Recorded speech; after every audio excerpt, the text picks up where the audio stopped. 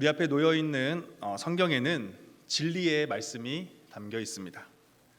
그 가운데 여러 중요한 주제들이 있을 텐데요. 여러 주제들 가운데 하나님께서 성도인 우리에게 이러한 요청을 하고 계십니다. 잃어버려서는 안 되는 것이 있고 남겨둬서는 안 되는 것이 있다. 참고 형제 자매 여러분, 성도로 살아가는 여러분들에게 만약 누군가가 이렇게 물어본다면 성도가 잃어버려서는 안 되는 게 무엇입니까? 성도가 남겨둬서는 안 되는 건 무엇인가요? 이렇게 질문해 본다면 여러분들은 어떻게 답을 하시겠습니까? 오늘 본문은 잃어버려서는 안 되는 걸 잃어버린, 남겨둬서는 안 되는 걸 남겨둔 북이스라엘의 이야기, 그들의 삶을 기록하고 있습니다. 오늘 이 말씀을 통해 그들이 잃어버린 것은 무엇이고 남겨둔 것은 무엇인지, 그리고 그렇다면 오늘 이 말씀 앞에 선 우리는, 나는 무엇을 찾고 무엇을 버려야 하는지 확인할 수 있는 시간 되길 간절히 소망합니다. 오늘 본문은 호세아 제9년 북이스라엘이 아수르에 의해 멸망당한 사건을 기록하고 있습니다. 6절은 북이스라엘이 아수르 왕에 의해서 수도 사마리아가 점령당하고 이스라엘 백성들이 아수르로 끌려가고 고산 강가에 있는 할라와 하볼 그리고 메대 사람의 여러 고을에 끌려간 것을 기록하고 있습니다. 열왕기서의 기자는 이어지는 7절부터 오늘 본문의 마지막 절인 23절까지의 내용을 통해서 북이스라엘이 아수르에 의해 멸망되기 전의 상황을 기록하고 있습니다. 그 내용을 정리해 보면 다음과 같은데요. 이스라엘 백성들은 모든 성읍의 망대로부터 견고한 성에 이르도록 산당을 세웠습니다. 성읍의 망대로부터 견고한 성까지라는 이 표현은 결국 북이스라엘에 있는 모든 성에 다 산당이 세워졌다라는 걸 의미합니다. 이뿐만 아니라 이스라엘 자손들은 모든 산 위에와 푸른 나무 아래 목상과 아세라상을 세웠습니다. 산당을 세우고 목상을 세우는 것에서 끝나지 않았습니다. 11절의 기록에 따르면 그들이 쫓아낸 이방 사람 같이 그들이 세운 모든 산당에서 그들은 분향하며 악을 행했습니다.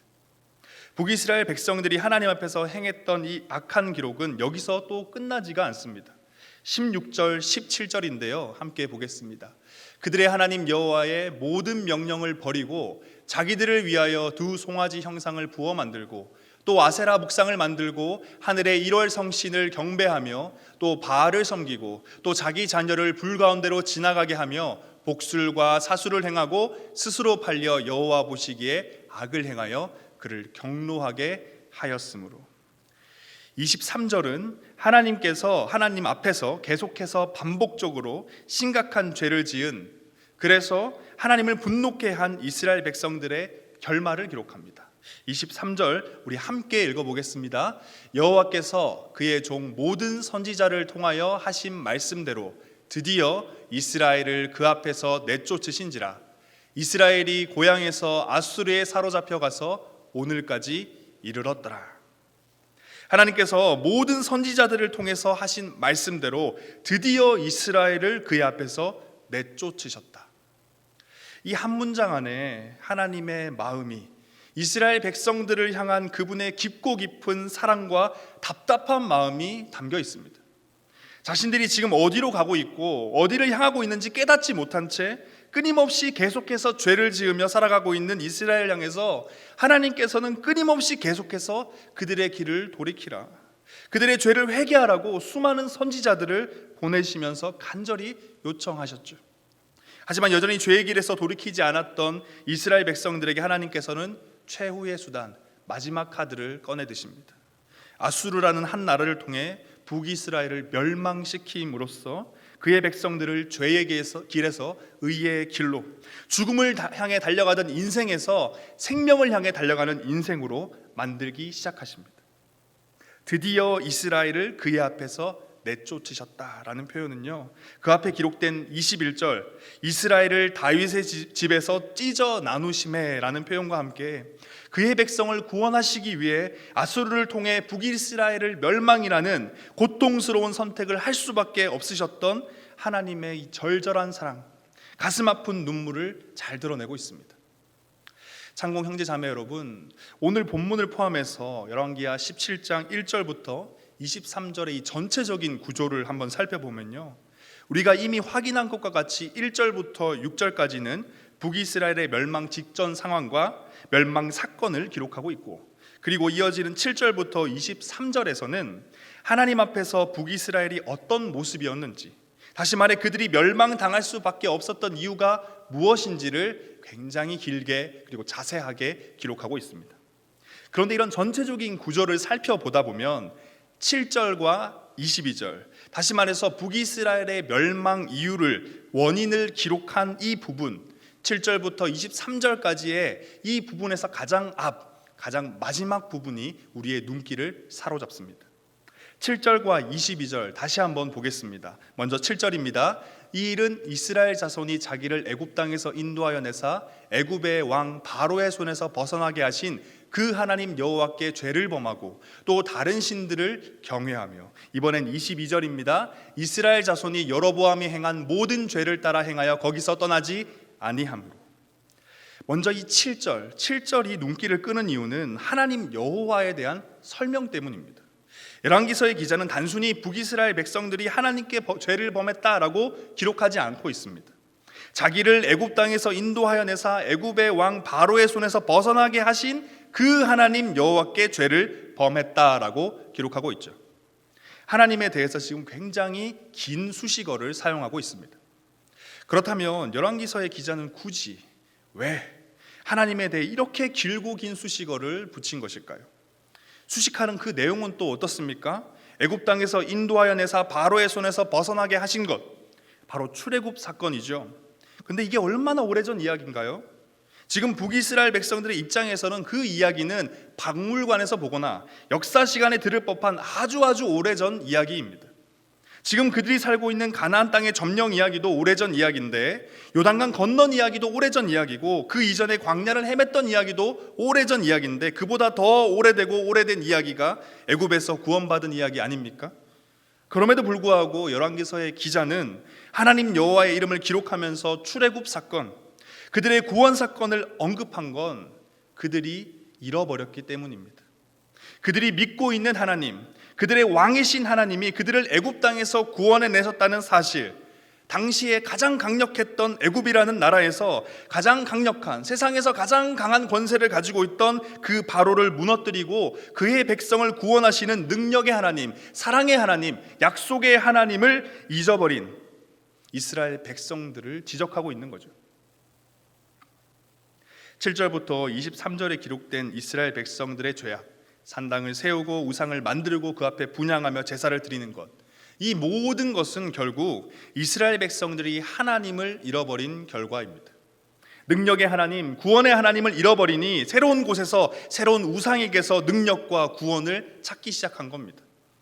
그래서 열왕기서의 저자는 북이스라엘의 멸망의 원인을 설명하면서 그 첫 부분에 단순히 하나님 여호와다라고 기록하지 않고 애굽에서 구원하신 하나님이라는 길고 긴 수식어를 붙여서 설명한 겁니다. 오늘 본문 바로 앞에 기록에 따르면 북이스라엘이 아수르의 공격에 받게 된 직접적인 원인이 기록되어 있는데요, 4절입니다. 함께 읽어보겠습니다. 그가 애굽의 왕 소에게 사자들을 보내고 해마다 하던 대로 아수르 왕에게 조공을 드리지 아니하매 아수르 왕이 호세아가 배반함을 보고 그를 옥에 감금하여 두고. 이게 무엇을 의미합니까?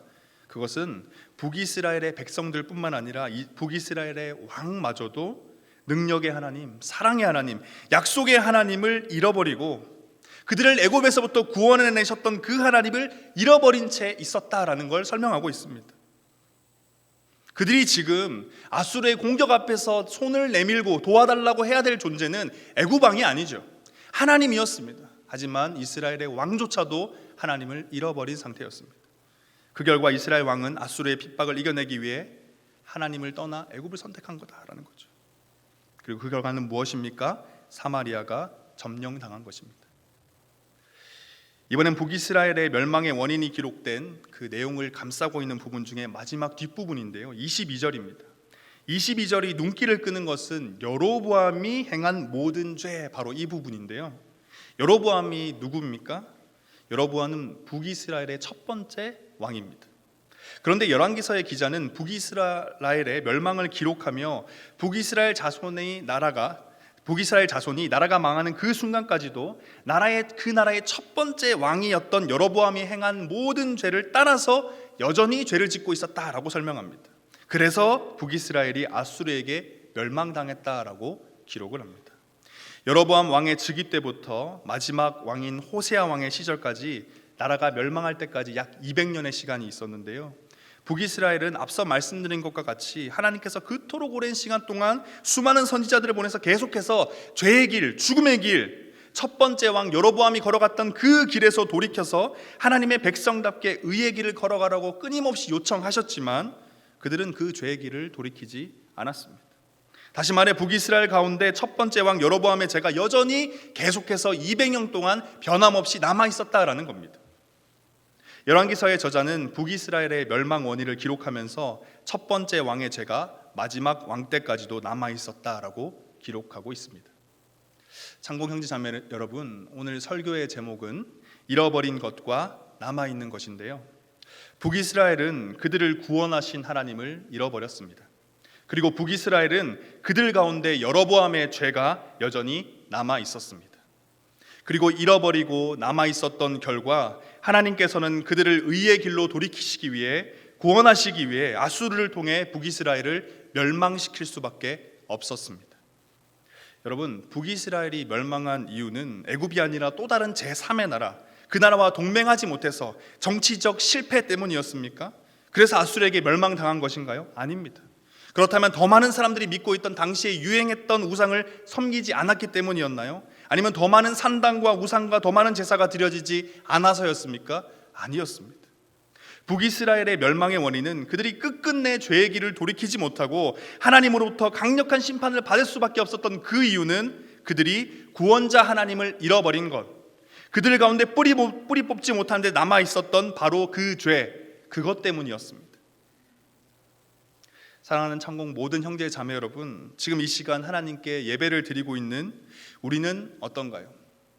성도로 살아가는 우리에게는 혹시 잃어버린 것과 혹은 남아있는 것이 있진 않으십니까? 이 땅에 사람의 몸을 입고 오신 예수님께서 그의 백성들에게 가장 주고 싶어 하셨던 것은 보리떡 5개와 물고기 2마리로 줄임배를 채우는 사건, 그러한 기적, 병든 자들을 고치고 죽은 자를 일으켜 세우시는 놀라운 기적, 그것이 아니었습니다. 그의 모든 사랑을 담은 그가 이 땅에 오신 이유, 바로 십자가였습니다. 북이스라엘 백성들이 잃어버린 것은 단순히 그들의 조상이 애굽에서 하나님이라는 신을 통해 탈출하였다, 구원받았다라는 역사적인 사실이 아니었습니다. 그들이 잃어버린 것은 구원하신 하나님을 잃어버렸고, 그들이 잃어버린 것은 사랑의 하나님을 잃어버렸고, 그들이 잃어버린 것은 그리스도의 보혈을 통해 죄인이었던 내가 구원받았다는 그 사실을 잃어버렸다라는 겁니다. 이스라엘 백성들에게는 그들을 구원해내신 하나님 한 분이면 충분했습니다. 하나님께서 그들의 왕이 되어주시겠다고, 그들의 피난처가 되어주시겠다고 했고, 그들을 인도해 주시겠다라고 말씀하셨습니다. 그리고 그들에게 영원한 하나님의 나라 또한 보여주셨죠. 그런데 그들은 구원자 하나님을 잃어버리고 말았습니다. 그들의 인생 가운데 구원자 하나님을 잃어버렸고 십자가를 잃어버렸습니다. 하나님 한 분이면 충분했는데 하나님을 잃어버리니 그 자리를 채우기 위해 수많은 산당들을 세우고 우상들을 섬기며 심지어 자녀의 피를 쏟아붓기까지 했습니다. 사랑하는 창공 모든 형제 자매 여러분, 이 시간 함께 예배를 드리고 계신 여러분은 어떠신가요? 여러분은 잃어버리지 않으셨습니까? 여러분의 마음 가운데 십자가는 여전히 빛나고 계십니까? 처음 하나님을 만났을 때 나의 입술에서 고백되었던, 나의 입술에서 흘러나왔던 나를 구원하신 그분 하나님 한 분이면 저는 충분합니다. 그 고백이 여전히 오늘도 앞으로도 계속 진실된 고백으로 남아 있으신가요? 모든 성에 산당을 세우고 모든 산과 푸른 나무 아래 목상을 세우고 그 모든 것에 제사를 드리던 이스라엘 백성들의 모습 어디서 많이 보지 않으셨습니까? 십자가의 사랑을, 십자가의 감격을 잃어버리고 사라지고 없어질 이 땅의 것들로 나의 마음을 채우려 했던 많은 사람들이 쫓아가고 많은 사람들이 얻고자 하는 그것을 얻기 위해, 그것으로 나의 삶을 채우기 위해서 밤을 새우고 안간힘을 쓰며 눈물을 흘렸던 지난 우리의 삶과 닮아 있지 않습니까? 나를 구원하신 하나님을 잃어버린 성도, 마음 가운데 십자가를 잃어버린 성도의 삶이 얼마나 비참한지 마시고 마셔도 목마르고 채우고 채워도 채워지지 않는다는 것을 우리는 이미 잘 알고 있습니다. 구원하신 하나님을 잃어버렸다면, 나의 마음 가운데 십자가가 빛을 잃어버렸다면 오늘 이 시간 회복하길 간절히 소망합니다. 처음 하나님을 만났던 그때의 감격과 그때의 사랑이 우리 마음 가운데 회복되길 소망합니다. 우리의 마음 가운데 십자가의 사랑이 회복되기 위해서는 한 가지의 과정이 필요합니다. 그것은 우리 가운데 남아있는 것, 바로 그것을 제거하는 겁니다. 약 200년 동안 북이스라엘이 제거하지 못했고 그들 가운데 남아있었던 여로보암의 죄는 결국 북이스라엘 전체를 집어삼켰습니다. 모든 성과 산, 푸른 나무 가운데 산당이 세워졌고 우상이 세워졌습니다. 9절에서는 이렇게 표현을 하고 있는데요, 이스라엘 자손이 점차로 불의를 행했다. 사랑하는 창공 모든 형제 자매 여러분, 성도인 우리에게는 하나님 앞에서 조금 더 거룩해진 모습으로 더러움을 벗어내고 깨끗함으로 변해가는 성화의 과정 속에서 마지막까지 제거되지 못하는, 마지막까지 없애지 못하는 특정한 영역들이 각자마다 있습니다. 하나님, 다른 건 제가 다 회개하고 돌이키고요, 내려놓고 포기할 수 있는데 이것만큼은 어렵습니다. 이게 죄라는 건 알지만 정말 내려놓기가 어렵습니다. 이런 고백을 할 수밖에 없는 그러한 영역이 있다라는 거죠. 북이스라엘 가운데 200년 동안 제거되지 못했던 여로보암의 죄와 같은 것들이 우리의 삶 가운데 여전히 남아있다라는 겁니다. 누군가에게 그것은 친구 관계일 수도 있고요, 누군가에게는 그것이 성적인 것일 수도 있고, 누군가에게는 돈 혹은 부모님과의 관계 혹은 세상 속의 성공일 수도 있습니다. 창공 형제 자매 여러분, 여전히 내 삶 가운데 남아있는 그 죄를 오늘 이 시간 회개할 수 있길 소망합니다. 사람의 몸을 입고 이 땅에 오신 예수님께서는 그의 모든 사랑을 담아 십자가를 주시며 성도에게 한 가지를 요구하십니다. 겉으로 보이는 삶의 변화 아니요, 부분적인 삶의 변화 아닙니다. 서기관과 바리새인들 그리고 수많은 이스라엘 백성들에게 예수님께서 요청하신 것은 바로 거듭남이었습니다. 다시 말해 완전히 새 사람이 되어야 된다라는 걸 요청하셨다라는 겁니다. 이전에 죄악된 사람의 모습들을 모두 벗어버리고 완전히 새 사람으로, 거룩한 주의 백성으로 거듭나기를 요청하신다라는 거죠. 하나님, 제 삶의 90%는 거룩합니다. 이 정도면 되지 않겠습니까? 아니요, 저는 99.99%입니다. 이 정도면 되지 않겠습니까? 금요일 밤 빼고 토요일 말고는 거룩합니다. 나머지는 괜찮으니까 이 정도면 괜찮지 않습니까? 사랑하는 창공 모든 형제 자매 여러분, 하나님께서는 우리의 전부를 원하십니다. 어떤 죄도 없으신 하나님은 우리에게 그의 백성답게 너희도 거룩하길 요청하고 계십니다. 우리의 삶에 여전히 남아있는 것, 바로 그 죄를 오늘 이 시간 하나님 앞에 쏟아놓고 회개할 수 있길 간절히 소망합니다. 200년이라는 긴 시간 동안 제거되지 못했던 그 여로보암의 죄가 결국 북이스라엘 전체를 집어삼켰습니다. 하나님 앞으로 나아가는 것이 아니라 수많은 산당들과 우상들 앞으로 나아가도록 만들었고, 결국 그들은 절망과 좌절과 죽음과 실패 가운데로 던져지고 말았습니다. 우리 안에 여전히 남아있는 여로보암의 죄, 여러분, 그것은 우리의 힘으로, 인내력과 결단으로 결코 싸워 이길 수 없다는 것 이미 잘 알고 있습니다. 그렇다면 우리에게 필요한 것은 무엇일까요? 우리 안에 계시는 성령 하나님을 의지하는 겁니다. 우리 안에 계신 성령 하나님께서 우리의 마음을 지켜주시고요, 죄의 유혹과 시험 앞에서 담대히 하나님의 뜻을 선택할 수 있도록 새 힘을 주실 겁니다. 그 성령 하나님을 의지하며 오늘 이 시간 우리의 삶에 오랜 시간 동안 남아있던 그 죄, 우리의 영혼을 병들게 하고 마침내는 오늘 본문 속 북이스라엘의 마지막 모습과도 같이 우리의 인생 전체를 무너뜨려 버릴 수도 있는 그 죄를 오늘 이 시간 회개할 수 있길 소망합니다. 사랑하는 창공 모든 형제 자매 여러분, 다시금 십자가의 감격, 십자가의 사랑이 회복되고, 그래서 날마다 하나님과 동행하며 기쁨, 감격, 만족, 평안의 삶을 소망하고 계시는 우리 모든 창공 형제 자매 여러분, 내 안에 여전히 남아있는 바로 그 죄를 하나님 앞으로 가져가길 소망합니다. 오늘 이 시간 하나님 앞에 가져가서 그 죄를 다 쏟아 놓을 때 하나님께서 일하기 시작하실 겁니다. 죄의 유혹 앞에서, 죄의 시험 앞에서 싸워 이기는 것은 한 번도 상상하지 못했던 우리가, 매번 무너지기만 했던 우리의 삶 가운데 죄와 싸워 이기는 놀라운 역사, 죄와 싸워 이겨서 거룩을 경험하는 그런 역사를 경험하게 될 것입니다. 잃어버린 것을 찾고 남아있는 것을 제거합시다. 그러면 십자가의 간격이 회복되고 남아있는 죄가 제거되면 매일 매순간 우리는 하나님과 동행하며 예수님을 닮아 살아갈 수 있게 될 것입니다. 다 함께 기도하겠습니다.